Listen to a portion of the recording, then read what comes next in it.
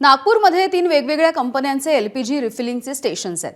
महत्त्वाचे म्हणजे तिन्ही कंपन्यांच्या गॅसचे दर देखील वेगवेगळे आहेत।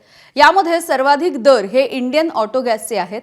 सध्या 100 रुपये प्रति लिटर या दराने एलपीजी गॅसची विक्री होतीये, तर इतर 2 कंपन्यांचे दर थोडेसे कमी आहेत। त्यामुळे जिथे दर कमी आहेत तिथे गॅसची रिफिलिंग करायला नागरिक गर्दी करतायत, तर युद्धामुळे गॅसचे दर वाढले आहेत। रिक्षा चालकांमध्ये नाराजी देखील दिसतेय। इथला आढावा घेतलाय आमच्या प्रतिनिधींनी। नागपूरमध्ये वाहनामध्ये वापरल्या जाणाऱ्या एलपीजीच्या दरामध्ये वाढ करण्यात आली आहे। 2 कंपन्यांनी वाढ केलेली आहे, तर गो गॅसने आपले दर तसेच ठेवलेले आपण बघू शकतो की वर्धा रोडवरील या एलपीजी गॅस स्टेशनवर जर का तुम्ही बघितलं सध्या आजचे जे दर आपल्याला पाहायला मिळत आहे ते 84 रुपये 92 पैसे पाहायला मिळत आहे। मात्र कुठेतरी आखात युद्धानंतर जी परिस्थिती निर्माण झाली त्यामुळे ऑटो चालकांची देखील इथे गॅस भरायला मोठी गर्दी पाहायला मिळत आहे। काही दिवसाआधी 56 रुपये प्रति किलो एलपीजीचे दर होते, आज ते 84 रुपयापर्यंत पोहोचले।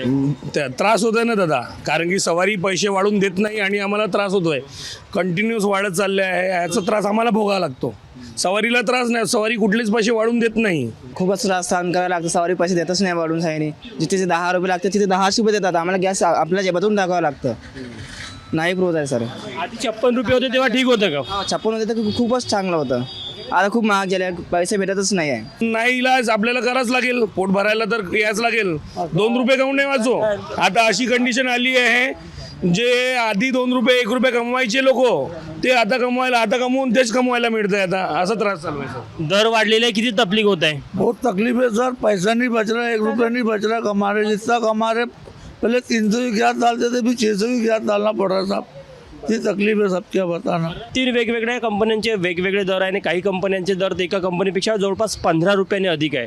त्यामुळे त्या कंपन्या शुकशुकाट पाहायला मिळत आहे। मात्र जिथे कमी दर आहे, जिथे गर्दी आहे, तिथे आपण बघू शकतो की अशा प्रकारे वाहनाच्या लांबच लांब रांगा लागल्याचं पाहायला मिळत आहे। कॅमेरामॅन मिथुन आत्मनेसह तुषार कोहळे, एबीपी माझा, नागपूर। एबीपी माझा, उघडा डोळे बघा नीट।